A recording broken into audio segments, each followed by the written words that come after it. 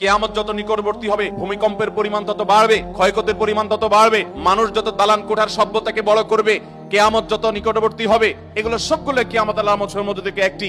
এই ভূমিকম্পের পরিমাণ যত বাড়তে থাকবে, কিয়ামত যত কাছাবে, ঘন ঘন ভূমিকম্প সারা পৃথিবীতে হবে।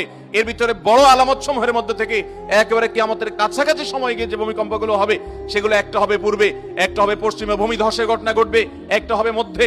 এরকম বড় বড় ভূমিকম্প হবে, ভূমি ধসের ঘটনা ঘটবে, যে গোটা পৃথিবীর সকল সিস্টেমকে প্রায় ধ্বংস করে শেষ করে দিবে এবং জানান দিবে যে পৃথিবীর আয়ু শেষ হয়ে এসেছে। আমরা আজ যে ভূমিকম্প করে মনে করছি না, এটার সাথে ধর্মের কোনো সম্পর্ক নেই, এটা নিছক বৈজ্ঞানিক বিভিন্ন সূত্রের আলোকে আমরা বলি যে এই কারণে হয়েছে, সে কারণে হয়েছে, সেগুলো অবশ্যই সত্য হতে পারে, সেগুলোর সাথে কোনো সাংঘর্ষিকতা নেই। যেমন কেন ভূমিকম্প হয়, ভূমিকম্প কেন হয়? আজ থেকে শত শত বছর আগে ইমাম ইবনুল কাইয়িম রাহমাতুল্লাহি আলাইহি ভূমিকম্পের উপরে অনেক গবেষণা তার আছে। সেই গবেষণাগুলো পড়লে আমরা অবাক হয়ে যাব যে এত বছর আগে ইসলামের ইতিহাসের একজন বড় ইমাম, অনেক উঁচু মাপের একজন গবেষক, কিভাবে তিনি গবেষণা করে এই সমস্ত কারণগুলো আবিষ্কার করেছেন।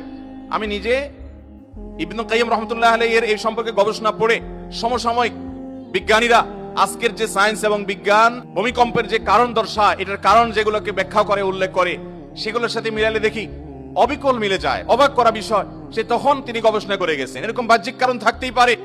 পৃথিবীর ভূপৃষ্ঠের নিচের গ্যাস যখন কমে যায়, সেটা ভূমি ফাটলের মাধ্যমে হোক, আগ্নেয়গিরির মাধ্যমে হোক, প্রস্তর পরে যখন নানান কারণে পৃথিবীর এই নিচে দেশে তলদেশে ফাঁকার সৃষ্টি হয়, সেটার কারণে জমিন দেবে যায়, ভূমিকম্প হয়। এরকম নানান বিষয় বৈজ্ঞানিক গবেষণা উঠে এসেছে। এগুলোর সাথে কোন দেশে কোনো সংঘর্ষ নেই। ইসলামের দৃষ্টি হলো, কোরআন এবং হাদিসের দৃষ্টি হলো আরো পেছনে। যেই কারণেই হোক না কেন, ওই কারণের পরের কারণ, তারও পরের কারণ, তারও পরের কারণ, সেগুলো বিজ্ঞান আর বলতে পারবে না। একজন ইমানদার বলতে পারবে আল্লাহর হুকুম হয়েছে, সৃষ্টি জগতের মালিকের ফয়সালা হয়েছে, তাই হয়েছে। অতএব আমরা অনেক কারণ বলতে পারবো। এখন যদি বলা হয় যে গ্যাস কেন বের হয়ে আসলো ফাটল দিয়ে, আগ্নেয়গিরি দিয়ে, এটার বিকল্প কেন থাকলো না? জলোচ্ছ্বাস হলো, ঘূর্ণিঝড় হলো, নিম্নচাপ তৈরি হলো, কেন নিম্নচাপ তৈরি হলো সাগরে? তার কারণ কি? আপনি কারণ ব্যাখ্যা করলেন, সেই কারণের আবার কারণ কি? এই মুহূর্তেই বা কেন হলো, এখানেই বা কেন হলো? এগুলোর ব্যাখ্যা আপনি বলতে পারবেন না। কিন্তু ইমানদার বলতে পারবে আমার রবের ফয়সালা হয়েছে তাই।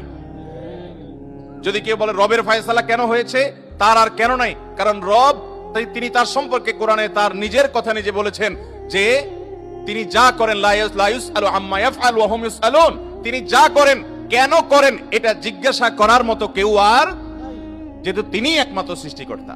মোহতারাম হাজরিন, এই সমস্ত ঘটনা থেকে আল্লাহ তাআলা আমাদেরকে শিক্ষা গ্রহণ করার তৌফিক দান করুন।